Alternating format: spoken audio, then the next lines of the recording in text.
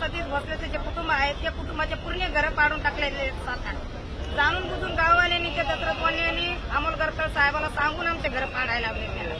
ते सुद्धा सोबत आले होते. ते दशरथवाले नवनाथ ढाकणे माऊली शिक्षक ते घर पाडण्याकरता ते सुद्धा सोबत आलेले होते. ते आमच्या घराला कॅमेरे होते मॅडम. आमची एवढीच मागणी होती. आमच्यावर जे आरोप घेतलेला आहे सतीश भोसलेवर जे आरोप घेतला आहे ते आमच्या कॅमेऱ्यामध्ये सगळं दिसत होतं ना.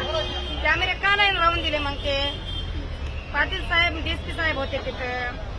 ते समज आता ते आमच्या डॉक्टर साहेब ते साहेब होते तिथं. तुमचा आरोप आहे की सतीश भोसलेला सुद्धा फसवण्यात आलं. फसवले मॅडम. त्यांनी सुद्धा गाववाल्यांनी ते म्हणजे राजकारणामध्ये घेऊन आम्हाला फसवलं.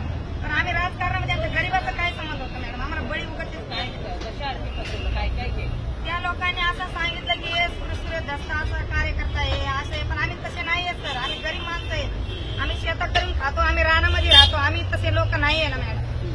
आम्ही गरीब माणसं आहेत.